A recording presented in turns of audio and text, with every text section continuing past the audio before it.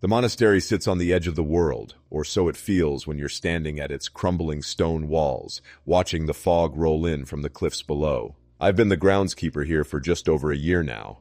Not many want this job. It's remote, lonely, and the place itself carries a weight you can't shake. Some days, I wonder if the monastery chooses you rather than the other way around. My days begin long before dawn, just as the first weak light brushes the horizon. The air is sharp and cold, carrying the scent of damp earth and ancient stone. I'm out before the monks awake, sweeping the gravel paths, tending to the overgrown hedges, and checking the gates that have stood shut for centuries. The place looks peaceful enough by daylight, cloaked in muted greens and grays, but there's an undercurrent, a subtle hum beneath the surface that you feel in the silence. No one else is around much except the monks. They keep to themselves, moving like shadows in their plain robes, their eyes fixed on prayers or ancient texts. I don't speak with them often. It's not a place for chatter. Sometimes I catch glimpses of them through the stained glass windows, faces pale and unmoving like statues, whispering words I don't understand. They follow strict routines, their lives tied to rituals as old as the stones beneath our feet. I get the sense the monastery is not just a home or a place of worship. It's a living thing, with its own breath and heartbeat. Even in the light, the air carries a coldness that no fire seems to warm. When the wind stirs, it's as if the stones themselves sigh. And then there are the shadows, deep, stretching long before sunset, almost alive. I've come to dread the moments when the sun slips behind the hills and the monastery slips into darkness, the boundary between safety and something else growing thin. Tonight is one of those nights. The sky is a bruised purple, and a chill seeps into my bones. I'm making my usual rounds, checking the outer walls, clearing fallen branches from the pathways, when I catch a faint sound, barely more than a whisper carried on the wind. It's indistinct, almost like the rustle of pages turning or hushed voices in the distance. I stop, heart tightening. The grounds are supposed to be silent at this hour, save for the wind and the occasional call of a night bird. I convince myself it's just the wind playing tricks or maybe an animal moving through the underbrush. Still, I can't shake the feeling that something watches from the shadows, waiting. The monastery's presence feels heavier tonight, as if the walls themselves are closing in.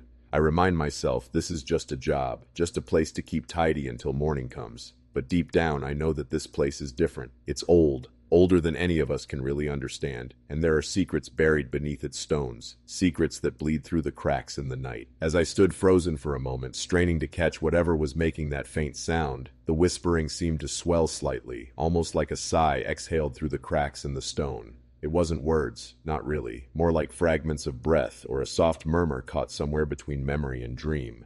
I shook my head, trying to clear the creeping unease that had settled like ice in my stomach. The monastery grounds stretched wide and shadowed, but tonight they felt smaller, like the darkness was pressing in from all sides. I moved cautiously along the edge of the cloister garden, where the twisted hedges and ancient statues stood half hidden in the gloom. The air was thick, damp, and smelled faintly of old incense, though the chapel had been silent for hours. I remember the crunch of gravel beneath my boots sounding unnaturally loud. Every noise around me seemed exaggerated in the stillness. The creak of the iron gate swinging slightly in the breeze, the distant drip of water from a gutter. But beneath those ordinary sounds was something else, something I couldn't place. A shift in the atmosphere, like the world holding its breath. Then, just beyond the rose bushes near the old stone fountain, I caught movement. It was quick, fleeting, a shadow slipping behind a column, too fast to be a person or animal, yet unmistakably there. My pulse hammered in my ears as I stepped closer, reaching out with my eyes to chase it through the darkness. But nothing met my gaze, only the cold stone walls and the soft rustle of dry leaves. My breath hitched, and for a moment the whispering came again, closer this time, almost a plea. I told myself it was the wind, or perhaps my imagination running wild in this lonely place. Still, I felt an icy finger press against my spine, and a wave of dread that made my skin crawl. I wanted to leave, to shut the gates and lock myself away in the small cottage at the monastery's edge. But something rooted me there, a stubborn need to understand, or maybe a fear that leaving would mean losing control over whatever was stirring in the shadows. I scanned the garden one last time, half expecting to see a face watching from the darkness, but found nothing but the silent statues and the creeping night. I swallowed hard, feeling the weight of the monastery's gaze settle over me like a heavy cloak. The whispers faded into the night, but their echo lingered, an unspoken warning that the peace here was fragile, and something beneath it was waiting. The walk back to my cottage felt heavier than usual, as if the shadows had lengthened and wrapped themselves around my steps. The night was colder now, a damp chill settling deep into my bones, and I couldn't shake the feeling that I was being watched, not by any living creature, but by something far older and more patient. Every crack in the stone, every shifting shadow seemed to pulse with a secret I was only beginning to glimpse. Inside my small quarters, the flicker of a lone candle cast uncertain shapes on the walls. I sat by the window, staring out at the monastery's silhouette etched against the dark sky. My hands trembled slightly, the tension in my chest tightening with each breath. Rational thought told me that the noises, the movement, none of it was real. Old buildings make strange sounds. The wind carries illusions. But those reassurances felt hollow, like trying to patch a leaking roof with paper.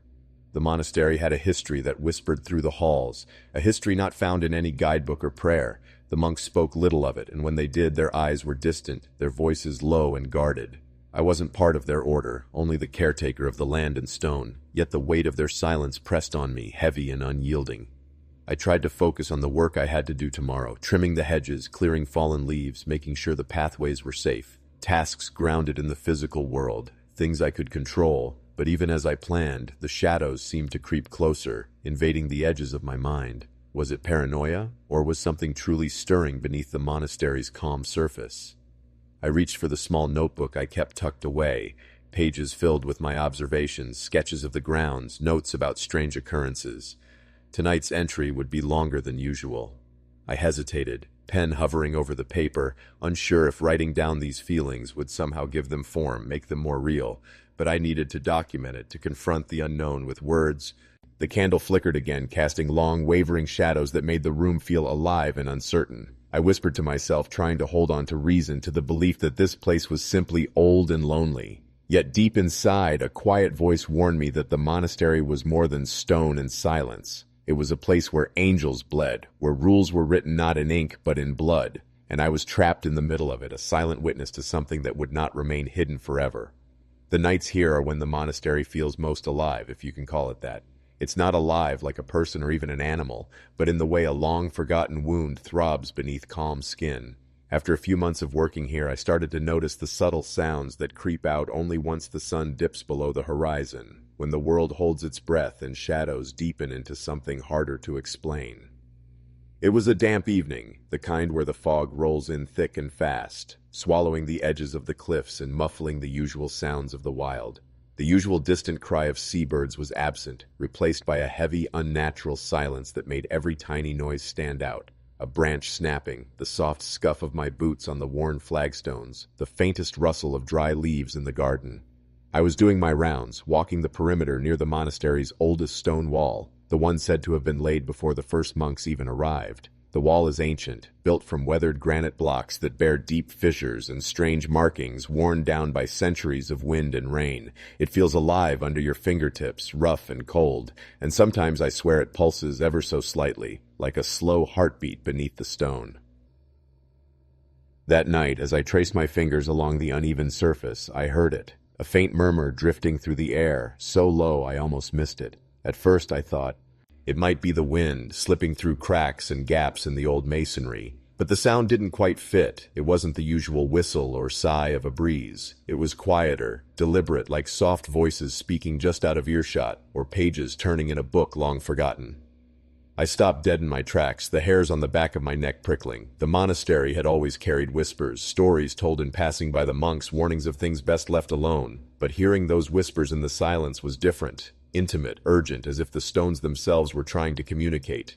I pressed my ear against the cold wall, trying to catch more. The murmuring didn't grow louder, it simply hovered there, just beyond understanding, like the edge of a dream you can't quite recall. I strained to listen, but the more I focused, the more the sound seemed to fade, slipping away like smoke. I walked away slowly, glancing back over my shoulder at the wall, as if it might reveal some secret if I looked long enough. The chill in the air deepened, and a shiver ran through me. Not from cold, but from something unspoken, something that felt like a warning. The monastery was not a place where things were easily explained, and the whispers beneath the stone hinted at truths I was only beginning to glimpse, and truths that were better left buried. That night, after I left the ancient wall, the murmurs clung to my mind like a persistent shadow. The further I walked, the heavier the silence felt. No birds, no rustling critters, just the oppressive stillness pressing in around me. I kept telling myself it was nothing more than the wind, the creaks of an old building settling, but the sound was too purposeful, too human to dismiss so easily. As I rounded the corner near the old cloister, a sudden chill washed over me. Not just a drop in temperature, but something colder, as if the air itself recoiled. The torch I carried flickered violently, casting grotesque, dancing shadows on the stone walls. I could almost swear the whispering returned, now louder, more urgent, seeping from the cracks in the floor beneath my feet. I froze, heart hammering as the silence shattered with a faint scraping noise, like fingernails dragging slowly across stone. It was close, so close I felt it was right behind me. I spun around, torch raised, eyes searching through the blackness, but nothing met my gaze. Only the cold, still air, and the faint echo of that unplaceable sound. My breath caught, muscles tense, every instinct screaming to run, but my feet stayed rooted. Then I noticed it, a faint glow bleeding from beneath a nearby door, the old storage room I was told never to enter after sundown. I hadn't thought much of it before, but now that soft, unnatural light felt like a beacon calling me. Drawn forward, I approached cautiously. The air grew thicker, heavier, suffocating almost. I placed my hand on the door's iron handle. It was warm, almost hot, as if something breathed on the other side. The whispers swirled around me, growing louder, wrapping around my thoughts until I could no longer tell if they were real or inside my head. For a moment I debated pulling back, escaping the unknown. But something, a strange mixture of fear and fascination, pushed me to turn the handle and slip inside. The room was small and dark, filled with dusty crates and forgotten relics. Yet the light didn't come from any candle or lamp. It pulsed from the floor itself, where I noticed faint red stains forming patterns I didn't recognize. Symbols, maybe, drawn with something far older and more sinister than ink. I stepped back, the torchlight shaking in my hand. The whispers swelled into a chorus of unintelligible voices, seeming to echo from the very walls, pressing into my mind. My skin prickled, a cold sweat breaking out as the air grew thick with an overwhelming sense of dread. Suddenly the door slammed shut behind me. The torch flickered violently before plunging the room into darkness. I was left alone with the whispers beneath the stone, voices from a place that should have remained silent, secrets that the monastery guarded in blood and shadow. The moment the door slammed shut behind me, the oppressive darkness swallowed everything whole. My heart thundered so loud it felt like it might burst free from my chest. I fumbled with the torch, desperate to relight it, but the flame sputtered and died, leaving me blind except for the faint, eerie glow pulsing from the floor beneath my feet. The red stains beneath me, those cryptic symbols, seemed to pulse in time with my frantic heartbeat, as if alive and watching. I wanted to scream, to pound on the door until someone, anyone, heard me, but my voice caught somewhere deep in my throat, swallowed by the choking silence that fell like a shroud. The whispers that had seemed distant before now circled me, growing louder but remaining maddeningly unintelligible, like a language just out of reach, layered with meaning I couldn't grasp but felt deeply in my bones. Cold sweat dripped down my back. I felt utterly alone, trapped in this forgotten room beneath the monastery's ancient stones, surrounded by secrets older than memory. Time stretched and warped. Seconds felt like hours. I fought to steady my breathing, to keep my mind anchored to the here and now, but my thoughts scattered like leaves in a storm. In the darkness, I began to piece together the fragments of what I'd learned, the murmurs beneath the stone, the blood-stained symbols, the unnatural warmth of that door handle. It was as if the monastery itself was a living entity, breathing and pulsing with something ancient and terrible, something that defied reason and logic. After that first discovery, the room with the blood-stained manuscripts haunted my every thought. I found myself drawn back to it again and again, unable to resist the need to understand what those cryptic words meant. There was something magnetic and terrifying about those pages, as if they held the monastery's very soul within their ink and blood. One evening, as a storm rolled in from the sea, I slipped into the room once more, candle in hand. The wind howled outside, rattling the old windows, and the air was thick with the scent of rain and earth. The flickering flame cast grotesque shadows on the walls, turning the strange symbols into sinister shapes that seemed to writhe and shift.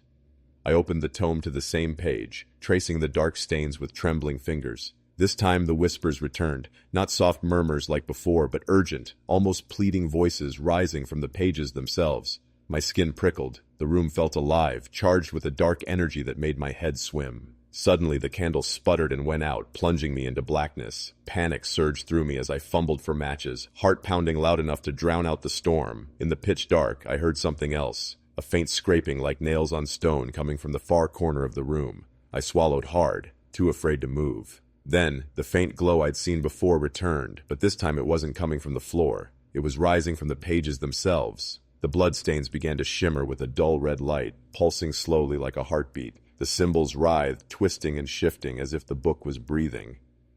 A cold sweat broke out on my forehead. I tried to tear myself away, but my hands felt glued to the tome, trapped in some terrible trance. The voices grew louder, layered with chanting and prayers I couldn't understand but felt deep in my bones. A crushing weight pressed down on my chest, squeezing the breath from me. Then, with a sudden crack like a whip, the candle burst into flame again. The room snapped back to normal, the glowing ceased, and the voices fell silent. I gasped, staggering back, clutching the tome to my chest. For a long moment I simply stood there, shaking, trying to convince myself it was a trick of the mind, the storm playing havoc with my senses. But deep down, I knew the monastery was not just a building. It was a vessel for something ancient and terrible. Those rules, written in blood and ink, were more than words. They were a contract, a curse, binding everything inside, and I was trapped beneath their weight. The storm outside had passed, but inside me a tempest was only just beginning. After that night in the manuscript room, I couldn't think clearly. The images of glowing bloodstains and the chanting voices haunted my waking hours, and even the silence felt heavy with unsaid warnings.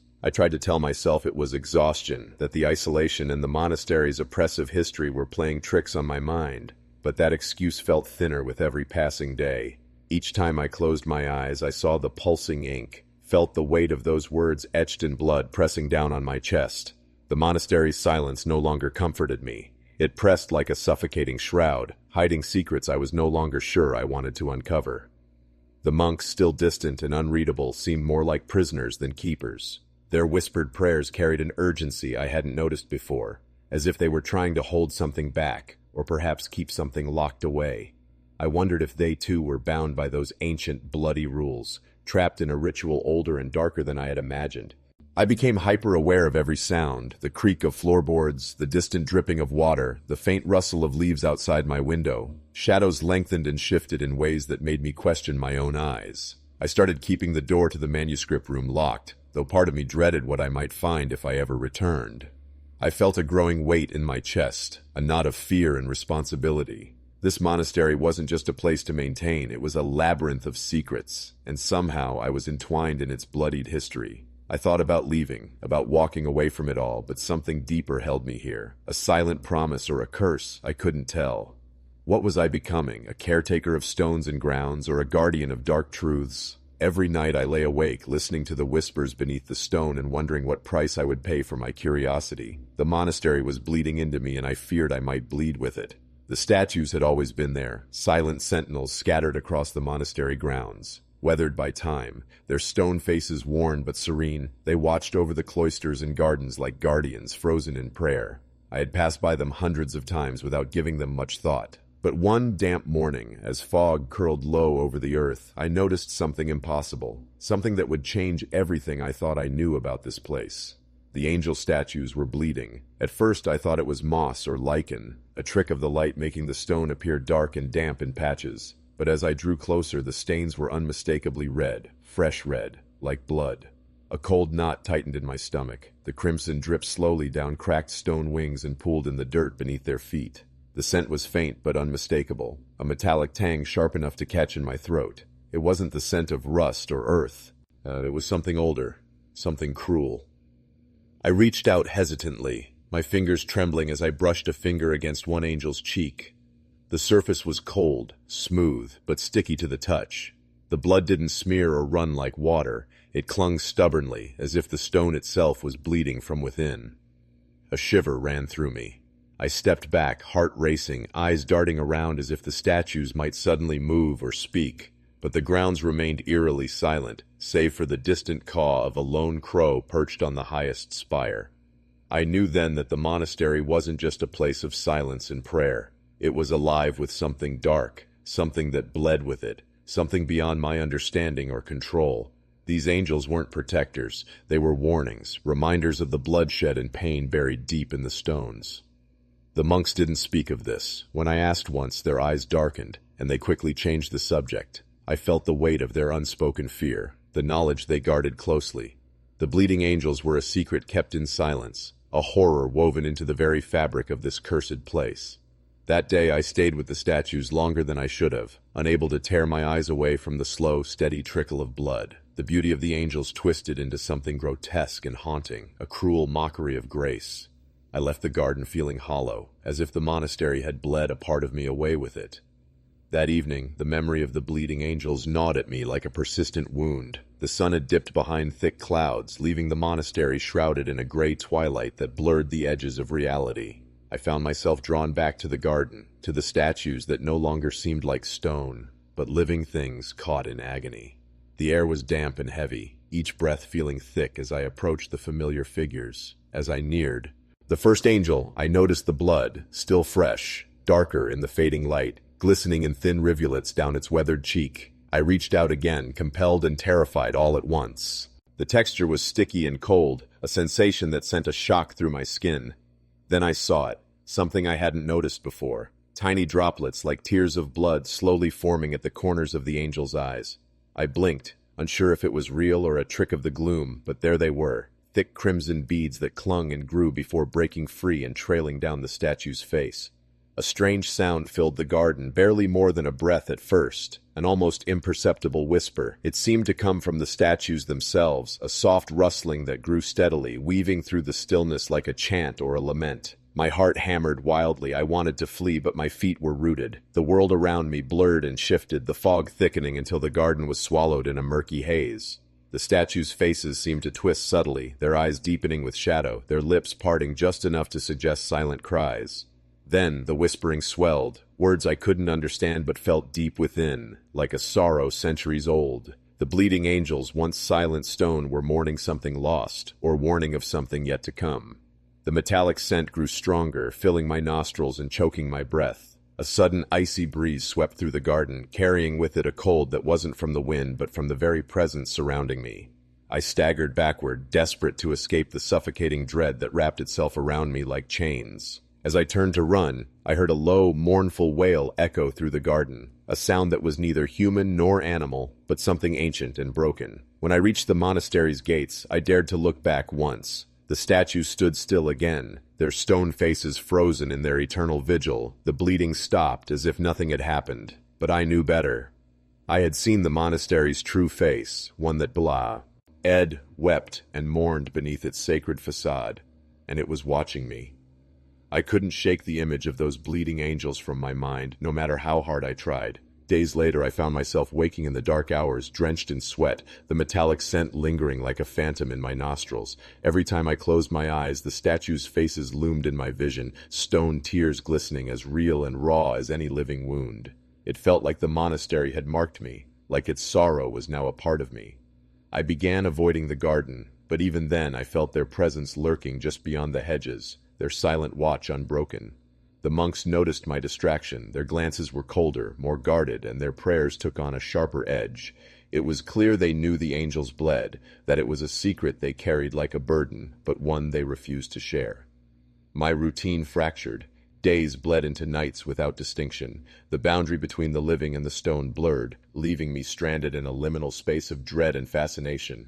The monastery, once a place I merely tended, now felt like a living nightmare with its own pulse and pain. Sometimes I caught myself talking aloud, trying to make sense of the impossible. "Why do you bleed?" I whispered to the statues one morning, voice barely audible in the cold dawn. "What are you trying to tell me?" The only answer was silence, thick and suffocating. The fear that gnawed at my mind wasn't just about what I saw, but about what it meant. Blood is life, but here it was a curse. Was the monastery mourning sins long buried? Were these angels fallen? I felt like I was standing at the edge of a terrible truth, one that could unravel my mind if I looked too closely, and yet I was powerless to look away. The bleeding was a wound in the monastery's soul, a wound that I feared might never heal. I felt smaller, insignificant before whatever force pulsed beneath the stone, hidden behind the walls and whispered in the shadows. I began to realize my role was no longer that of a mere groundskeeper. I was a witness, a reluctant keeper of horrors that stretched back centuries. The bleeding angels were warnings, messages carved into the fabric of this place that I could neither ignore nor fully understand.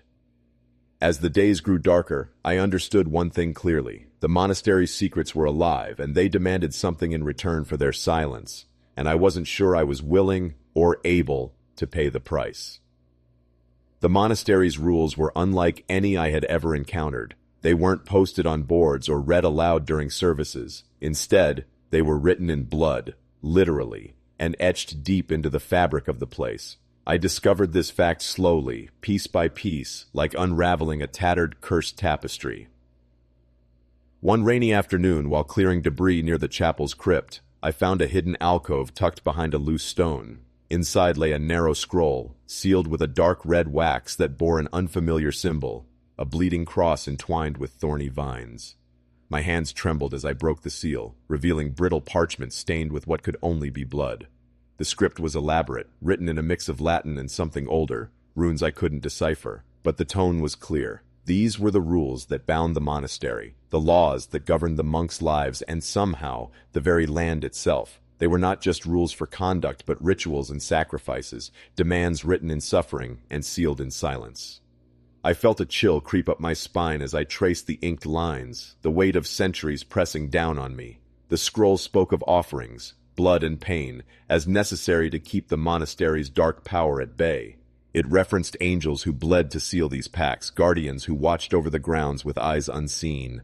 The blood was both curse and protection, a contract with forces beyond human understanding.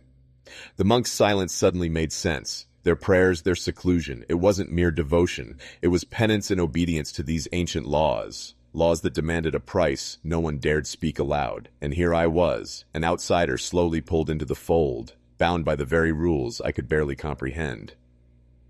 As I rolled the scroll back up, I realized how fragile my position was. I wasn't just a caretaker of grounds and buildings. I was a keeper of secrets older than memory, entangled in a web of blood and ink.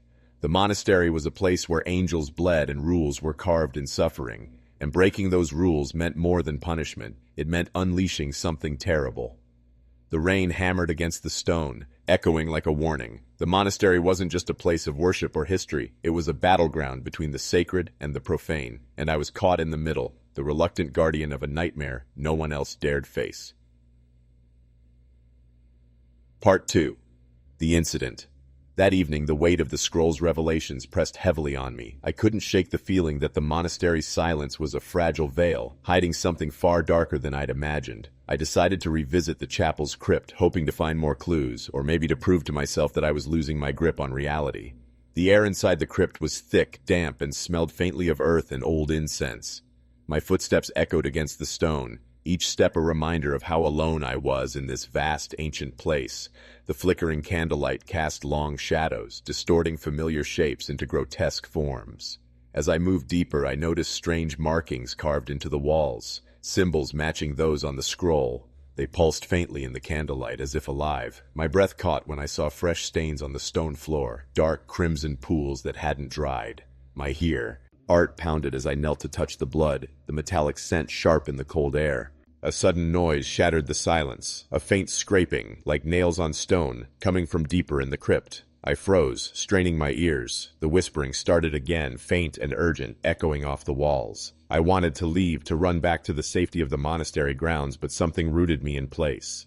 I followed the sound to a narrow passageway hidden behind a loose slab of stone. As I slid the slab aside, a rush of cold air escaped, carrying with it a stench of decay and something else, something ancient and terrible. I hesitated but pressed forward, my candle flickering wildly. The passage opened into a small chamber where an altar stood, stained with old blood and surrounded by faded symbols. The air was thick with the weight of unseen eyes watching. I could feel the monastery's dark history pressing down on me, the scroll's warnings alive in the space around me. Suddenly, a cold hand seemed to brush against my shoulder. I spun around, heart racing, but saw nothing. The whispering grew louder, a cacophony of voices speaking in tongues I couldn't understand. Panic surged, and I stumbled back toward the crypt's entrance, the cold breath of something unseen chasing me. When I burst out into the chapel yard, the night was still, the monastery silent as ever, but I knew the peace was a fragile illusion. The bloodied rules were not just words on parchment. They were a living, breathing force, demanding sacrifice and obedience, and I was dangerously close to becoming part of their dark covenant. After that night in the crypt, I was left trembling in the cold dawn, the monastery's dark pulse echoing in my bones. The things I'd seen and heard were impossible to dismiss as mere imagination or the tricks of an old building. The bloodstains, the whispered voices, the oppressive weight of those ancient rules. It all felt painfully real, pressing down on me like a living nightmare. I found myself questioning everything. Was I still merely a groundskeeper, or had I become something else? A guardian of horrors I didn't fully understand? The monks' silence suddenly made unbearable sense. Their prayers, their avoidance of the crypt, their nervous glances. They were not simple acts of devotion, but attempts to hold back the darkness, to keep a fragile peace. Sleep became elusive. Each night shadows moved in corners of my vision, whispers carried on the wind, and a cold dread settled over me like a second skin. I tried to push away the memory of that chamber, of the altar stained with old blood, and the feeling of unseen eyes watching. But it clung to me, an invisible mark that would not fade. My hands shook as I handled my tools. Every creak of the monastery seemed like a warning, every silence a threat. The scroll's words haunted me, contracts written in blood, rituals demanding sacrifice. I realized the monastery wasn't just a place of worship or history. It was a prison of ancient laws, and I was caught in its web.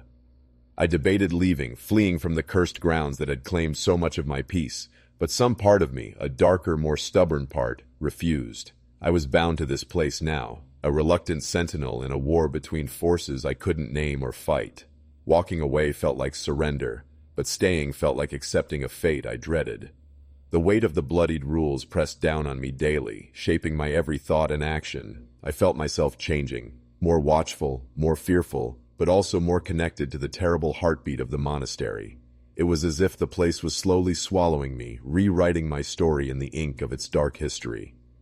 I didn't know what the future held, only that I was trapped beneath the bloodied rules, bound by secrets written in pain and silence, and as the monastery's shadows deepened, I realized one truth above all: some bonds can never be broken, and some secrets demand a price that cannot be paid.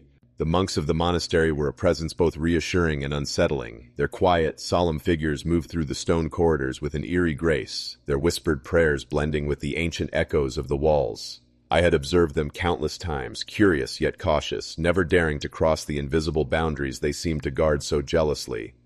Their silence was profound, not just the absence of speech, but a silence that carried weight, a language of its own. It was in the way their eyes flickered with a hidden knowledge, the way their hands trembled slightly as they held worn prayer beads. I often wondered what truths they carried beneath those calm exteriors, what shadows lurked behind their serene facades. One evening, after my usual rounds, I found myself lingering near the chapel, watching the monks gather in a circle for vespers. The flickering candlelight cast long shadows, and their chants filled the air, low and rhythmic, a haunting melody that seemed to reach into the very stones of the monastery. There was something almost hypnotic about the ritual, the way their voices rose and fell, the subtle movements of their hands, the way their eyes closed as if they were communing with something beyond the mortal world. I felt like an intruder, standing outside a sacred secret, a witness to a ceremony I wasn't meant to see. As the service ended, the monks dispersed silently, their footsteps barely making a sound on the ancient floors. One of them lingered near the chapel's edge, a tall figure with a face obscured by the shadow of his hood. He looked directly at me, and in that brief moment, I felt a coldness that pierced through the night, a warning unspoken but clear. The monastery's silence wasn't just about prayer or solitude. It was a shield, a barrier between the world and something darker, something they fought to contain. Their silence, it was a pact, a bond forged in fear and duty.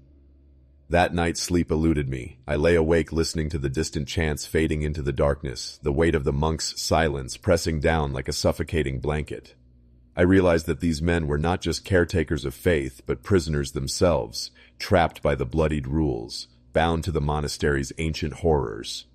The more I watched, the more I understood that the monks' silence was a warning, and that I was dangerously close to crossing a line from which there might be no return. That night, the monastery's silence felt heavier than ever, almost as if it were suffocating me from the inside. The air was cold and still, thick with the scent of damp stone and old incense, but there was an undercurrent, something electric, dangerous, lurking just beneath the surface. I couldn't shake the feeling that I was being watched, and not just by the monks. I decided to stay up longer than usual, restless and haunted by the image of that hooded monk who had locked eyes with me earlier. His gaze had been sharp, almost accusing, as though warning me to stay within bounds I was only beginning to understand. But curiosity and fear battled inside me, pushing me towards something I wasn't sure I was ready to face. Around midnight, I heard faint footsteps echoing down the long corridors, soft and deliberate. I followed the sound, keeping to the shadows, heart hammering so loud I was sure it would betray me. The footsteps led me to the chapel, its massive doors slightly ajar, casting a thin sliver of light onto the worn floor.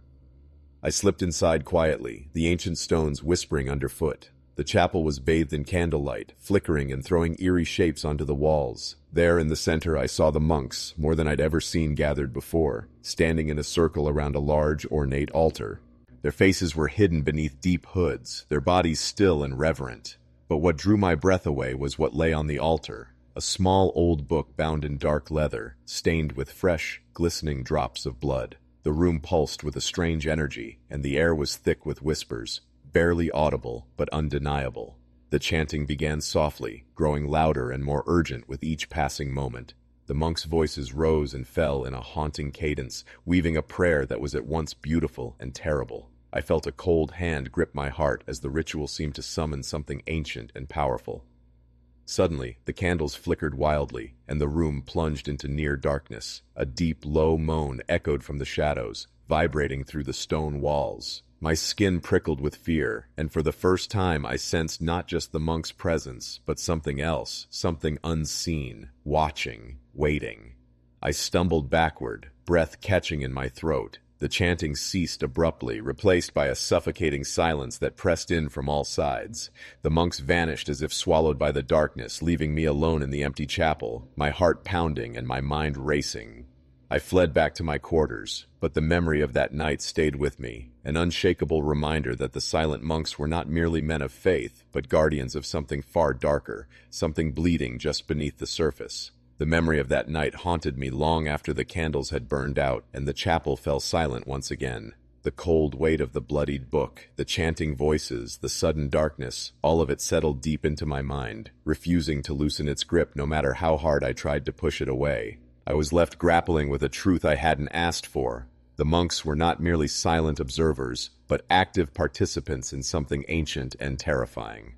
Spent days trying to rationalize what I had seen. Was it some arcane ritual, a desperate attempt to keep evil at bay? Or had I witnessed a dark invocation, something that summoned forces far beyond human understanding? The questions gnawed at me, and yet the answers remained elusive, locked away behind the monks' unwavering silence. Their eyes, when they met mine, now carried a new weight, an unspoken warning or perhaps a plea. I could feel the tension simmering beneath their calm exterior, a shared burden they refused to reveal. They were bound to the monastery's bloody past as much as I was, prisoners in their own way, shackled by the bloodied rules that governed everything. Sleep became a stranger. I would lie awake, heart pounding, haunted by whispered prayers and the lingering scent of blood. The boundary between waking and dreaming blurred, leaving me trapped in a liminal space where shadows whispered secrets I could barely comprehend. Every creak of the old building sent jolts of fear through my body. Every silence felt like the calm before a storm. Despite the terror, there was a part of me drawn deeper into the monastery's secrets, a morbid fascination I couldn't deny. I felt myself changing, the weight of knowledge pressing down on my soul. I was no longer just a groundskeeper. I was a keeper of horrors, a witness to rituals meant to contain forces I could neither see nor name. And yet, I feared what might happen if I continued down this path. The monk's silence was a fragile barrier, and I was beginning to understand that some doors, once opened, could never be closed. The monastery's secrets were bleeding into me, and I wondered how long I could hold on before I too became part of the darkness. In the end, I was left with a chilling certainty. The silent monks were the guardians of a terrible covenant, one written in blood and shadow. And I was caught, in the middle, powerless to stop the tide that was rising beneath the stones.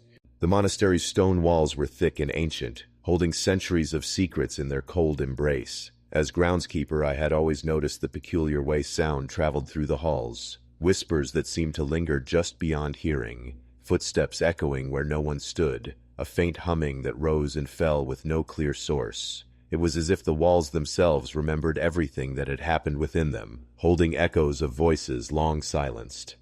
One damp morning, while repairing a crumbling section of the outer cloister, I heard it again, a soft murmur, barely audible, like the distant flutter of wings or the rustle of fabric. I paused, my heart quickening, eyes scanning the empty stone corridors. The monastery was quiet, too quiet. The usual sounds of birds or rustling leaves had been swallowed by a heavy stillness that pressed against my skin. I pressed my ear against the cold stone, trying to catch the faintest hint of sound. The murmuring grew clearer, weaving through the stones in a way that felt deliberate, purposeful. It wasn't random noise or the creaks of an old building. It was something else, something alive in the very fabric of the monastery. The air was thick with moisture and something else, something faint but unmistakable, a scent like iron and ancient incense, a smell that brought a shiver crawling down my spine. I had come to understand that this place was a living thing, breathing beneath the surface, its pulse slow but steady, its heart dark and unfathomable. The walls, I realized, were not just barriers or supports. They were vessels of memory and pain, soaked with the blood and prayers of generations, and tonight they were speaking to me. A chill settled over my skin as the whispers turned into faint voices, their words just beyond comprehension but heavy with emotion, sorrow, warning, and a desperate hope. I pulled back from a wall, breath shallow, trying to make sense of the haunting chorus that filled the air. In that moment, the monastery ceased to be a mere building or place of worship. It became a tomb, a vault for echoes too painful to be silenced, and I was caught in the middle, a witness to the stories whispered in stone. That evening, as twilight bled into night, the echoes in the walls grew louder, more urgent. The monastery was cloaked in a dense fog, the kind that swallowed sound and distorted shapes, leaving only the faintest impressions of reality. I was working late, repairing a broken window near the eastern wing, when the murmurs began again, soft at first, almost hesitant, then rising steadily like a chorus of lost souls. The voices weren't human, or at least, not entirely. They carried a hollow, otherworldly quality that sent a shiver crawling up my spine. Words flickered through my mind, fragments of old prayers, broken pleas, and something darker, a warning that echoed in a language I could barely grasp. The stone beneath my hands seemed to vibrate with the weight of these spectral utterances, as though the walls themselves were alive and suffering. I paused, my breath hitching as the temperature dropped sharply. A cold wind snaked through the broken window, carrying the metallic scent of blood and something else, something ancient and unforgiving. The fog thickened, swirling around me like a living thing, pressing close enough to touch. Then, from deep within the monastery's core, came a sudden, low moan, a sound that resonated through the stones and straight into my chest. It was a cry of anguish, a lament that pierced the silence and seemed to shake the very foundations of the building. The walls trembled faintly, and the candle in my hand flickered wildly, casting grotesque shadows that danced like phantoms. I stumbled back, heart pounding wildly, trying to steady my nerves. But the voices continued, rising and falling like waves crashing on a distant shore. I could feel them pulling at me, beckoning, as if the monastery itself wanted me to understand its pain. Suddenly a sharp crack echoed through the hall. A stone slab shifted, revealing a hidden alcove I'd never noticed before. From within the darkness came a cold draft, and with it the faint glow of something unnatural. Fear clawed at my throat, but I was rooted to the spot, unable to look away. The monastery's whispers had led me here, to a secret buried deep beneath centuries of stone and silence. What I found in that alcove was a message carved in blood and sorrow, a testament to the monastery's dark past and the suffering it had swallowed whole. As the echoes faded and the fog began to lift, I knew one thing for certain. The walls were speaking, and I was their unwilling confidant. The discovery of the hidden alcove stayed with me long after the fog lifted and the monastery's usual stillness returned. I couldn't stop replaying the whispers, the cold draft, and the eerie glow that had seeped from the darkness beneath the stone slab. It was as if the very walls had breathed their secrets directly into my soul, binding me to their ancient sorrow. Sleep became a restless enemy.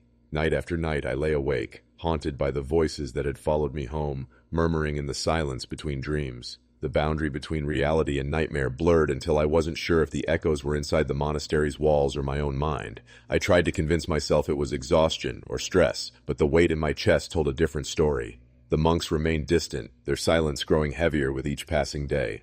I saw how their eyes flickered with a deeper fear, how their prayers became more fervent yet more desperate. It was clear they knew the monastery's walls were alive in ways I was only beginning to understand, alive with grief, rage, and a warning too old to speak plainly.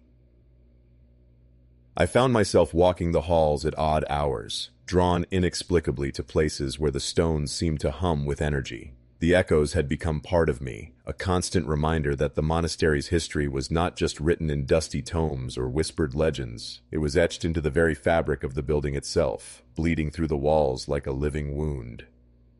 The weight of this knowledge was crushing. I felt trapped in a story centuries old, a narrative written in blood and silence that I could neither escape nor fully comprehend. The monastery was a vessel of suffering, and I was both witness and unwilling participant.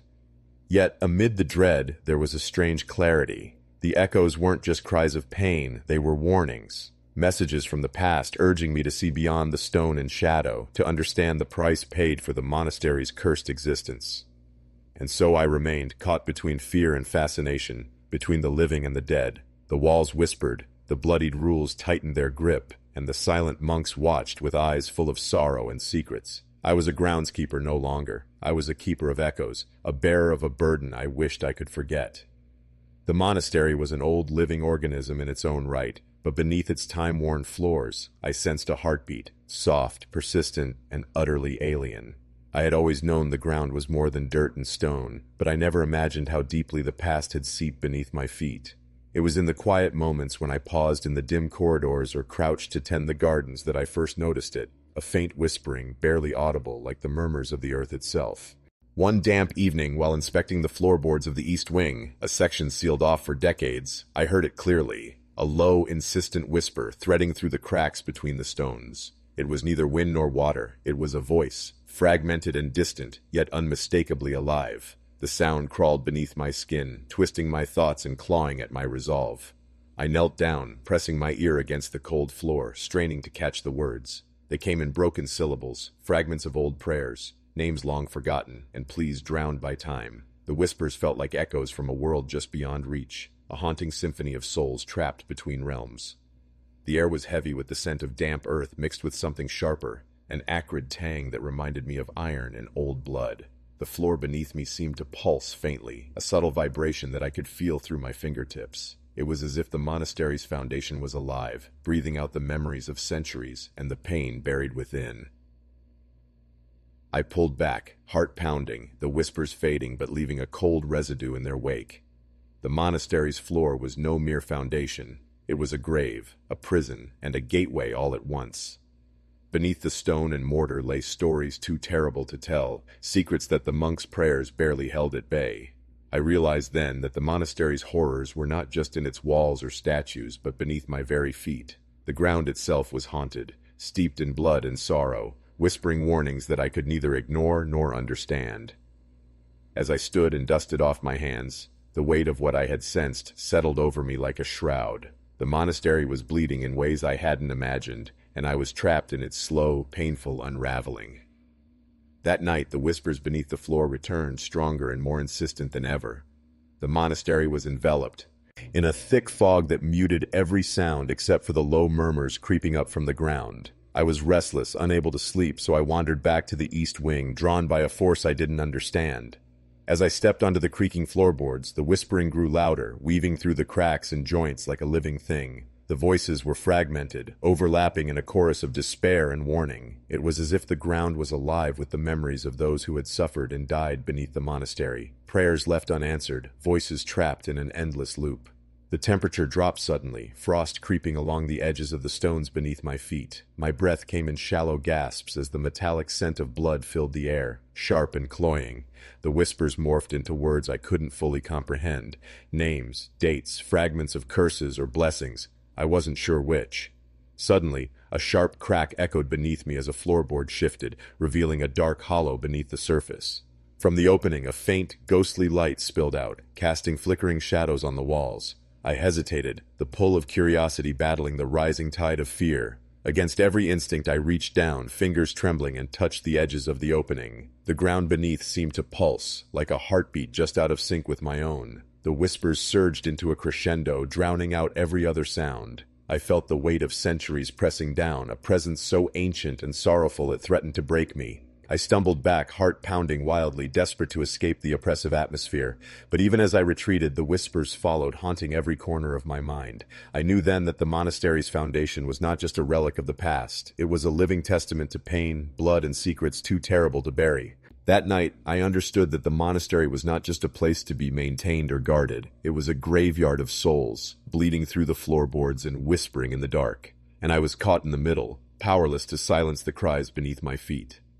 In the days that followed the discovery beneath the floorboards, I was consumed by a lingering unease that settled deep into my bones. The memory of the whispers, their fractured voices, the cold breath of the earth, and the eerie light seeping from that hollow refused to fade. I found myself walking the monastery's halls in a trance, haunted by the sense that the ground beneath me was alive with pain, history, and something utterly unknowable.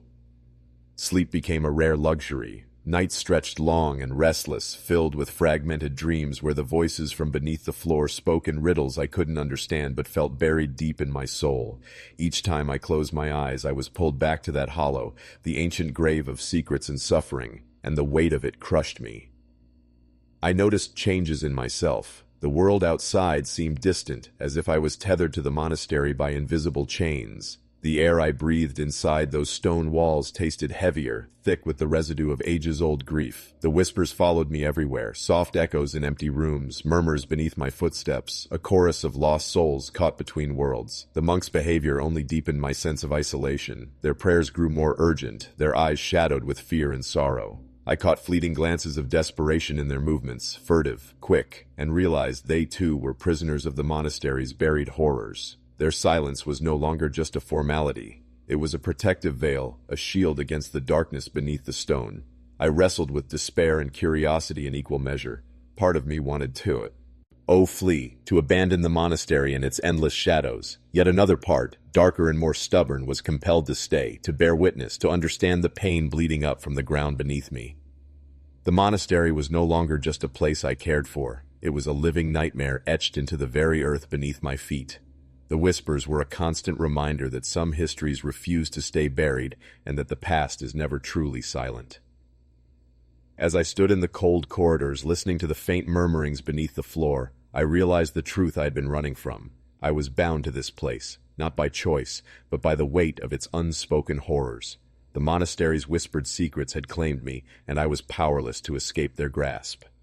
The monastery's garden was unlike any I had ever tended before, a tangled, wild expanse of thorny bushes and twisted vines that seemed to grow with a life of their own. The air was thick with the scent of damp earth and something darker, a faint metallic tang that I couldn't quite place. I spent hours walking its winding paths, pruning and clearing, yet the garden never seemed to relent. It was as if the plants were feeding on the very shadows cast by the monastery's ancient stones. The monks rarely ventured into the garden, and when they did, it was always in hushed silence, their eyes downcast, as if avoiding the watchful presence lurking beneath the dense foliage. I had heard whispers, quiet rumors passed between the few visitors and the occasional passing priest, that the garden was stained with blood, a secret kept hidden beneath the tangled undergrowth. One early morning, as the sun struggled to pierce the heavy mist, I found myself drawn deeper into the garden than ever before. The air was cooler here, the silence broken only by the soft rustling of leaves and the distant call of a solitary bird. The ground beneath. My boots was damp and soft, soaking up the moisture like a sponge, but it was the scent that caught my attention, a sharp, coppery smell that seemed to seep from the soil itself. As I knelt to inspect a patch of dark red blooms, I noticed the petals were slick with a glossy sheen, almost wet, though no dew or rain had fallen. My fingers brushed against the flowers and a cold shiver ran through me. It was then I realized that the soil around the roots was stained, not with earth but with something far more unsettling, dark, congealed blood. The revelation twisted in my stomach like a knot. The garden was not just a place of growth, but a silent witness to something horrific. It was a place where life and death intertwined, where the monastery's dark past had taken root in the soil itself. As I stood up, I noticed movement at the edge of the garden, a flicker of shadow, a shape retreating into the mist. My heart quickened. The garden was alive, but not in the way I had once believed. It pulsed with secrets and sorrow, and I was becoming increasingly aware that every step I took there was a step further into the monastery's bleeding heart. That day in the garden, the air seemed heavier than usual, thick with an oppressive silence that pressed in from every direction. I found myself lingering near the patch of blood-stained soil, unable to shake the feeling that something was watching me. The faint rustle of leaves whispered warnings, though no breeze stirred. The garden, once merely a place of labor, had become a living enigma, its beauty stained with a history I could barely comprehend. As I knelt again by the crimson blooms, I noticed something unsettling. Fresh, glistening droplets pooling around the roots, vivid red and impossibly bright in the dim morning light. My heart hammered, and I hesitated, fighting the urge to recoil. This was no natural soil moisture or pollen. It was blood, warm and sticky, oozing like a wound opened beneath the earth.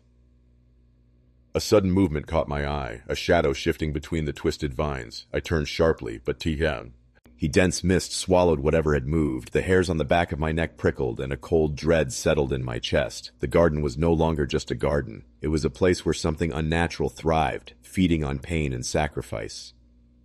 I stood slowly, every sense alert, and began to walk the winding paths, searching for answers or perhaps an escape from the growing darkness. The deeper I went, the more I felt the weight of unseen eyes tracking my movements. A faint rhythmic sound began to echo, soft footsteps that didn't belong to me. I stopped, straining to listen, but the garden was silent again, save for the distant drip of water.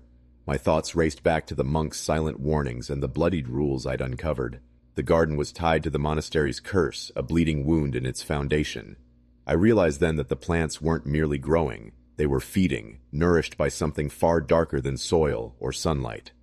Suddenly, a sharp, piercing cry shattered the quiet, a sound of agony and despair that seemed to come from the very earth beneath me. I dropped to my knees, clutching at the blood-soaked ground as if it might speak to me, reveal its secrets, but all I heard was silence, thick and suffocating. I stumbled back, heart pounding, overwhelmed by the realization that the garden was not just a place of death but a repository of suffering, a living testament to the monastery's unspoken horrors. I was no longer a mere caretaker. I was a witness to something ancient and unforgiving, trapped in a garden where angels bled and shadows whispered. The events in the garden left me rattled in ways I struggled to articulate. That vivid image of blood pooling around the roots, the eerie silence that followed the anguished cry, it all settled like a heavy stone inside my chest. The garden, once a place of routine work and simple beauty, had transformed into a living nightmare, a shrine to suffering that I couldn't escape no matter how far I tried to walk away. In the quiet hours after sunset, when the monastery was swallowed by shadows and the chill seeped into the bones of the stone walls, I found myself wandering the garden again and again. The faint metallic scent clung to the air, a reminder of the blood soaked deep into the soil. The plants seemed to twitch subtly in the moonlight, as if breathing, pulsing with a dark energy that defied logic. Sleep became a stranger. I was haunted by vivid, fragmented dreams of the garden, visions of twisted thorns dripping with crimson, of spectral figures kneeling among the flowers, whispering ancient prayers in tongues I could barely comprehend. Each morning I awoke drenched in cold sweat, heart racing, unable to shake the sense that something terrible was waiting beneath the soil for me to uncover. The monks remained distant, their silence more oppressive than ever. I caught fleeting glimpses of their faces, eyes downcast, lips pressed tight in grim determination. It was as if they bore the burden of the garden's dark secret alone, their prayers a fragile shield against the creeping corruption that pulsed beneath the monastery's surface.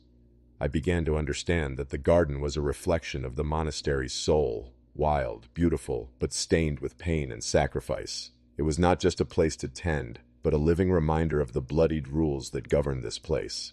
The beauty I once admired was a mask for something far more sinister. Despite the dread, a part of me was drawn deeper into the mystery. I was no longer just a groundskeeper. I was a reluctant witness to the monastery's bleeding heart. I feared what I might find next, but I could no longer turn away.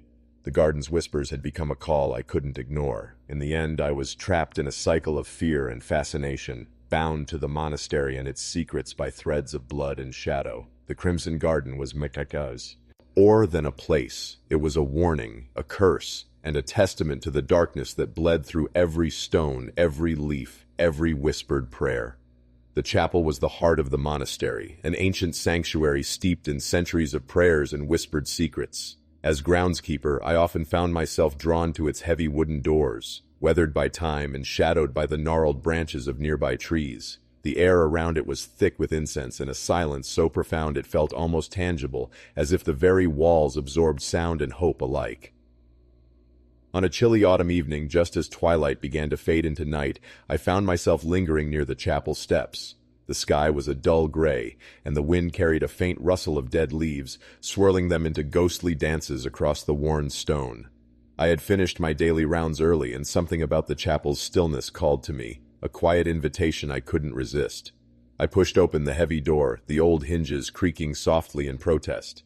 Inside, the chapel was dimly lit by flickering candlelight, casting long, wavering shadows that stretched and curled along the vaulted ceiling. The scent of burning wax mixed with the lingering aroma of aged wood and centuries of devotion. Rows of empty pews lined the nave, their polished surfaces reflecting the dim light like dark mirrors. The altar stood at the far end, simple yet imposing, adorned with faded cloths and a single cracked crucifix hanging above it. The silence was absolute, broken only by the faint crackle of the candles and the soft hum of my own breathing. As I stepped further inside, I felt a peculiar stillness settle over me, not the peaceful calm of prayer, but something colder, more hollow. The chapel seemed to breathe with a life of its own, its empty spaces echoing with memories I couldn't see, but could somehow feel pressing against my skin. I traced my fingers along the pews, noticing faint scratches and stains that hinted at a history far darker than the chapel's sacred purpose. My eyes were drawn to a small, weathered door set into the side wall, half hidden by shadows. It was locked tight, but I sensed it led somewhere important, somewhere the monks feared to tread. That night, the chapel wasn't just a place of worship, it was a threshold, a boundary between the visible and the unseen, between faith and something older, darker, and far more dangerous. And I, the groundskeeper, was standing on the edge, caught between light and shadow, unsure of what lay beyond the hollow walls. That evening, as shadows deepened and the monastery grew colder with the coming night, I found myself drawn irresistibly back to that small, hidden door in the chapel's side wall. The faint glow from beneath its frame pulsed like a heartbeat, beckoning me closer. I knew I shouldn't, yet something heavier than curiosity compelled my trembling hands to reach for the rusted key I'd found tucked away weeks before in a forgotten drawer in the monks' quarters. How it came to be there I couldn't say, but tonight it was as if fate had delivered it to me. The key's cold weight sent a shiver through my palm as I slid it into the lock. It turned with a reluctant click, and the door creaked open, revealing a narrow stone staircase spiraling downward into a darkness so thick it swallowed the flicker of my flashlight. A musty, choking smell wafted upward, wet earth, decayed wood, and something far fouler, metallic and stale. My breath caught in my throat as I stepped cautiously down the stairs, each footfall echoing unnaturally in the tight space. The silence was suffocating, broken only by the distant drip of water and the faint sound of something else, something I couldn't immediately place. A low hum, like a chant or a breath held too long. G wove itself into the damp air. As I reached the bottom, the narrow passage opened into a vast subterranean chamber, the walls slick with moisture and stained with dark streaks that caught the weak light like dried blood. The floor was uneven, cracked stones pushed apart by unseen forces beneath. At the center stood an altar, rough-hewn and ancient, its surface stained deeply, not with wax, but with what I feared was blood. The chanting grew louder, not from around me, but from inside me, echoes that seemed to stir something dark and restless in my bones. I could almost see the monks, hooded and silent, gathered in a circle just beyond my vision, their voices rising in a hymn to some forgotten god. The air vibrated with tension, a tangible presence pressing in on all sides, as if the chamber itself was alive and watching. Suddenly, a sharp, cold gust blew through the chamber, extinguishing my light and plunging me into pitch black. Panic clawed at my throat, but I forced myself to stay still, straining to hear the slightest sound. Then, a whisper, barely audible, brushed against my ear, a voice both familiar and alien, speaking words I couldn't understand but that sent ice racing down my spine. The darkness pressed in, suffocating and thick, and I realized this hidden chapel was no sanctuary. It was a prison, a threshold to horrors too ancient to name, sealed away beneath layers of stone and silence. I fled upward, heart hammering, the whispers chasing me until the heavy door slammed shut behind me. Even now the memory lingers, a dark stain on my mind, reminding me that the monastery's true secrets lie far beneath its hallowed halls, in a hollow chapel where angels bleed and shadows never rest. The moment I slammed the heavy chapel door shut behind me, a rush of cold air seemed to surge through the monastery's ancient halls, leaving a lingering chill that crept into my bones. My heart pounded in my chest like a frantic drum, the echoes of that hidden chamber still ringing deafeningly in my ears. Even in the dim candlelight of the main chapel, the darkness felt heavier, thicker somehow, laden with unspoken horrors I was only beginning to grasp. In the days that followed, sleep became a distant memory. Each night I lay awake, staring into the blackness, haunted by the faint whispers that had brushed against my ear in that subterranean chamber. Their words were unintelligible, yet they carried a weight, an urgent desperation that gnawed at my sanity. I found myself questioning the very nature of the monastery. Was it truly a sacred place, or a prison for something ancient and malevolent? The monks' silence deepened. Their eyes seemed to flicker with secret knowledge, their prayers more fervent and filled with a trembling urgency I hadn't noticed before. I caught fleeting glances of them slipping into the chapel late at night, their voices low and filled with fear. It was as if the hollow chapel was a wound the monastery tried desperately to conceal, but one that was slowly bleeding its darkness into every corner. I struggled with my own fear and guilt. Should I have left the door locked? Was my curiosity a betrayal of some unspoken pact?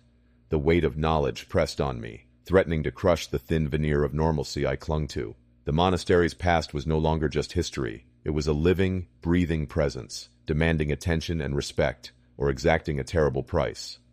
Even in daylight, I could feel the chapel's shadow stretching into the courtyard, twisting the edges of reality. The air seemed charged, electric with unseen forces.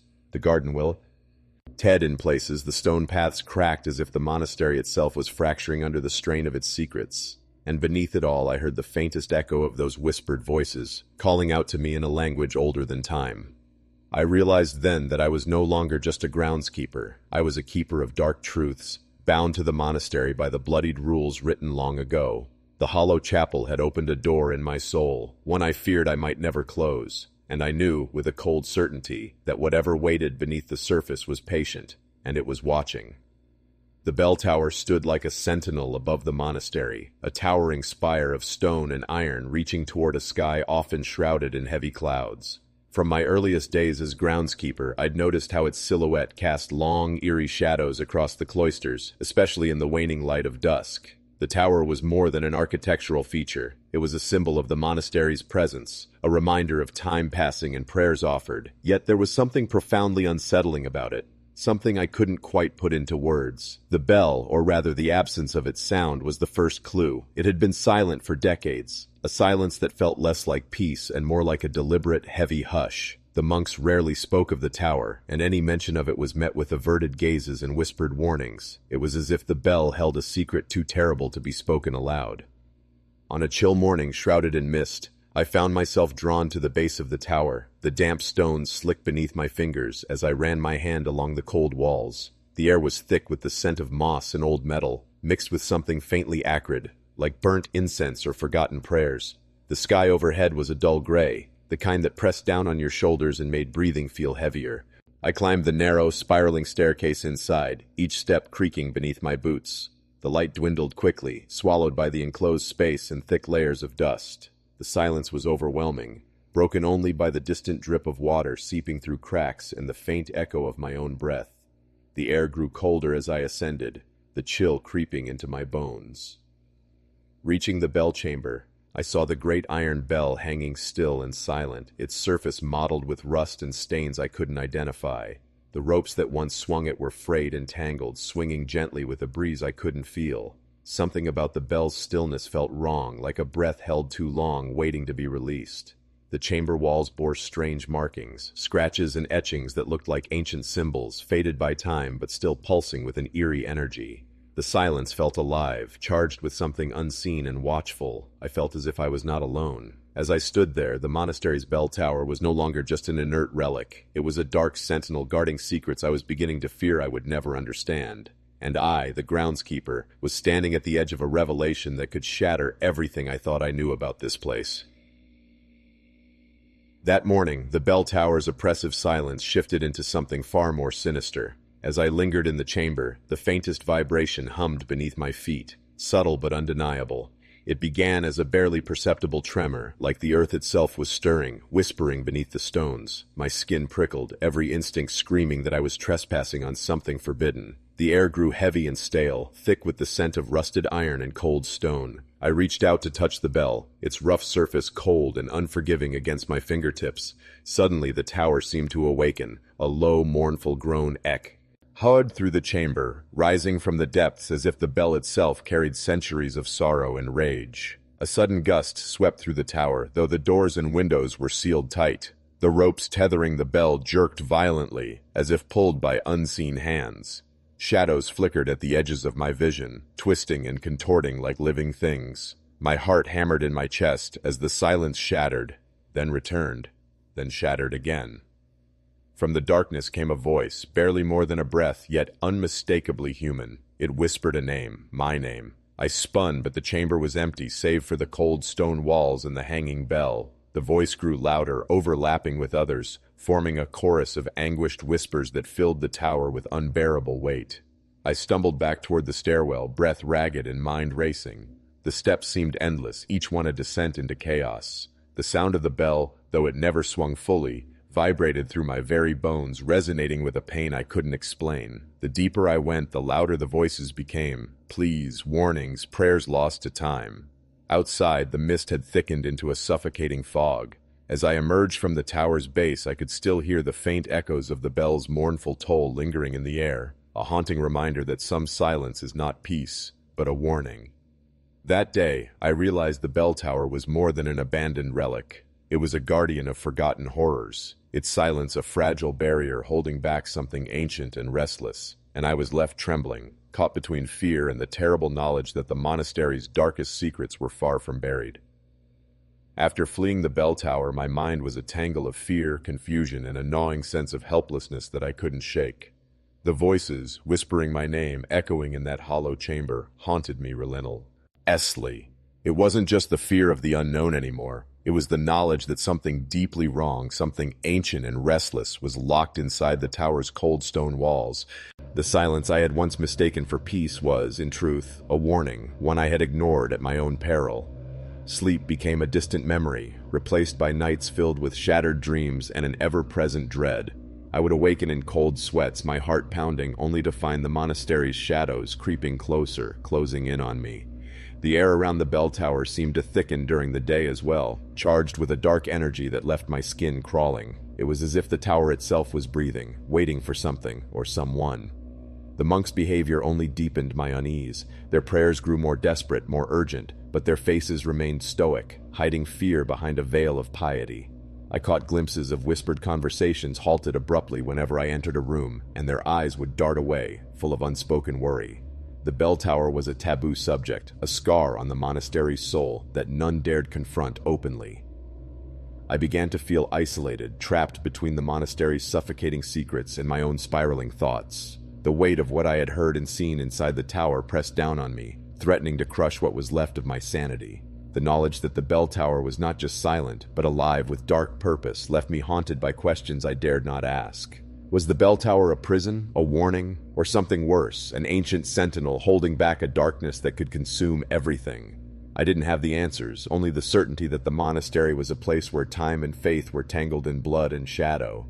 Despite the fear, a grim curiosity took hold. I knew I had to uncover the truth, no matter the cost. The bell tower's silence was a challenge, a riddle etched in stone and shadow, waiting for me to break the fragile peace and face the horrors that lurked within. I was no longer merely the groundskeeper. I was a keeper of secrets, a witness to a darkness that stretched far beyond the monastery's walls, and the bell tower's silent toll echoed in my mind, a chilling reminder that some silence is the loudest scream of all. The last night at the monastery arrived with a heavy stillness, a silence so thick it pressed against my skin like a shroud. I had worked here long enough to know the weight of this place, but as the sun dipped below the horizon, casting long shadows over the ancient stones, the atmosphere shifted, darkened, like a storm about to break. I stood alone in the courtyard, the cold air biting at my cheeks as a weak wind stirred the brittle leaves at my feet. The monastery loomed around me, its windows like dark eyes watching, waiting. Tonight wasn't just another shift. It felt like a reckoning, a final moment before everything hidden beneath centuries of silence and blood would surface.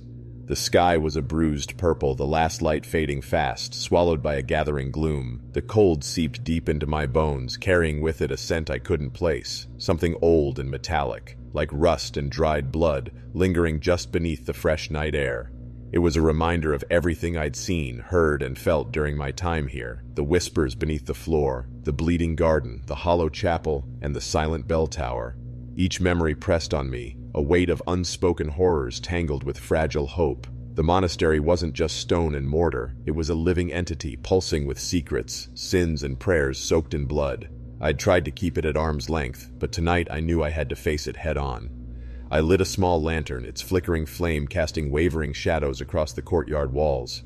The light was fragile, barely holding back the darkness, but it was enough to remind me I was still tethered to the world of the living. As I moved through the familiar pad as one last time, every sound, the crunch of gravel beneath my boots, the rustle of branches overhead, seemed amplified, charged with a restless energy. The monastery felt like a beast holding its breath, waiting for something to unfold. I could feel it in the air, the tension, the expectation. My hands trembled as I prepared for what I knew was coming.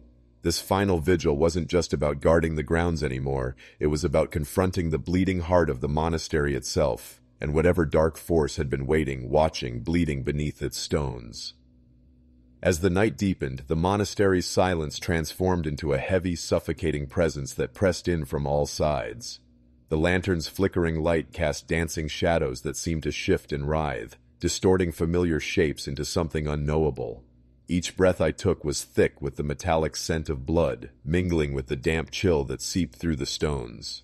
I moved cautiously toward the chapel, the ground beneath my boots cold and unyielding. The air felt charged, electric with anticipation or dread, and every nerve in my body was taut, as if expecting something to break through the fragile veil between the seen and unseen. The walls around me seemed to pulse, breathing in rhythm with a heartbeat I could not hear but deeply felt. Suddenly a low murmur rose from the shadows, barely audible but growing in intensity, a chorus of voices layered with pain, sorrow, and anger. The whispers swelled into a haunting chant that filled the courtyard, swirling around me like a tempest of lost souls. The air grew thick and heavy, wrapping around me like chains made of cold smoke. From the darkness emerged figures, shapes cloaked in shifting shadows, their forms indistinct but unmistakably human. Their eyes glowed faintly, reflecting the lantern's light with an otherworldly hue. They moved silently, circling the chapel with a slow, deliberate rhythm that sent chills through my very core. These were the lost, the damned, or perhaps the guardians of the monastery's darkest secrets. As they closed in, I felt a cold fire ignite within me, a desperate need to resist, to survive the night's growing terror. The chanting grew louder, a storm of voices demanding reckoning and release. I could sense the monastery itself trembling beneath my feet, as if the very stones were alive and reacting to the presence of these spectral visitors. In that moment, time seemed to stretch and fold around me. The shadows flickered, revealing glimpses of faces, anguished, pleading, enraged, trapped between worlds and bound by ancient rules written in blood. The line between reality and nightmare blurred, and I realized that the final vigil was not just a watchful wait, but a confrontation with the very essence of the monastery's haunted soul. I stood alone, surrounded by these restless spirits, caught in a liminal space where past and present collided. The monastery's bleeding heart beat wildly beneath the ground, and I knew that whatever happened next would change everything, for me, for the place I'd guarded, and for the secrets that had been buried too long. As dawn broke and the first pale light crept over the monastery's worn stones, the restless shadows began to fade, retreating back into the darkness from which they had emerged. The heavy silence returned, but it felt different, lighter, as if a long-held breath had finally been released. Yet I knew the peace was fragile, a temporary truce in an endless cycle of secrets and suffering.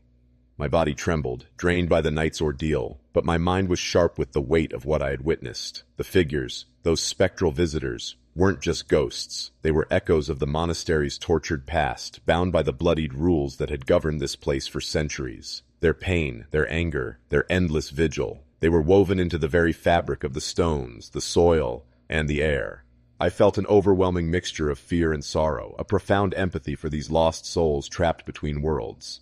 Their torment was a mirror of the monastery's own fractured history, a place where faith and darkness were inseparable, where redemption and damnation danced in uneasy balance. In the quiet aftermath, I wandered through the grounds one last time, the early morning light casting long shadows and painting the ruins with a soft glow. The gardens seemed less menacing now, the bloodstains on the soil fading into memory, though I knew they were still there, hidden beneath layers of earth and time. The chapel's hollow silence felt less oppressive, the bell tower's shadow less foreboding. Yet, beneath it all, I sensed the monastery's true heart still beating, a slow, relentless pulse that whispered of secrets yet to be uncovered, of rules yet to be broken, and of shadows yet to rise.